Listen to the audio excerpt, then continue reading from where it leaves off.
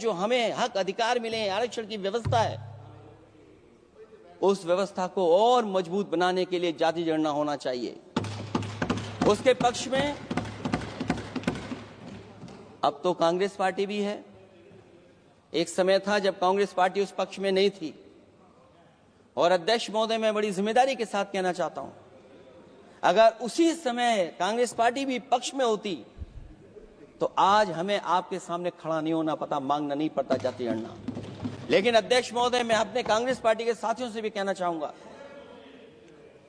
अध्यक्ष महोदय, मैं कांग्रेस पार्टी के साथियों से भी कहना चाहता हूं, हम आपके साथी हैं और इस मुद्दे पे तो हम आपके साथ और आपके आगे भी चल करके आपका साथ दे देंगे।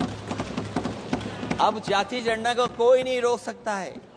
एक दिन ऐसा आएगा अध्यक्ष महोदय, एक दिन ऐसा आएगा, कोई टकराट नहीं है, आपके इंजन जैसे नहीं है। आपका एक इंजन अध्यक्ष महोदय, ये अध्यक्ष महोदय, हम तो, मुझे कभी कभी ये लगता है कि प्रधानमंत्री जी जितना अपने लोगों को ध्यान दे करके समझाते हैं, इतना ये समझते ही नहीं है। वो अध्यक्ष महोदय, वो सबसे ज्यादा सोशल मीडिया के बारे में जानकारी रखते हैं।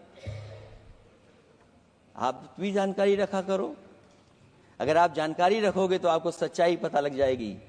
एक इंजन ने नमस्कार नहीं किया था दूसरे इंजन को, अगर याद हो तो पता कर लें। अध्यक्ष महोदय, चीन के सवाल को लेकर के कांग्रेस पार्टी के भी कुछ विचार हैं, हमारे भारतीय जनता पार्टी के लोगों के भी विचार हैं। सच्चाई ये सदन और ये देश भी जानता है।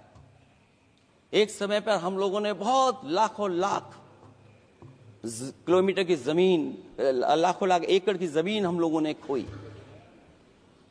और अब उसी रास्ते पर भारतीय जनता पार्टी चल रही है। अध्यक्ष महोदय, सवाल यह है, जमीन खोने के साथ साथ भारतीय जनता पार्टी स्वीकार नहीं कर रही है कि जमीन चीन ने कब्जा की है। नौकरी को लेकर के, रोजगार को लेकर के, और हमारे भारत की जो मैन्युफैक्चरिंग सेक्टर है उसको बढ़ावा कैसे दिया जाए। चीन जैसा देश केवल एक पे हमला नहीं कर रहा है अध्यक्ष महोदय, आपकी जमीन भी छीन रहा है और आपका बाजार भी छीन रहा है। और ये बात अगर गलत हो तो सरकार हमें बताए, वो आंकड़े दे। अगर कांग्रेस पार्टी का रास्ता था तो आपका रास्ता कांग्रेस पार्टी का क्यों है?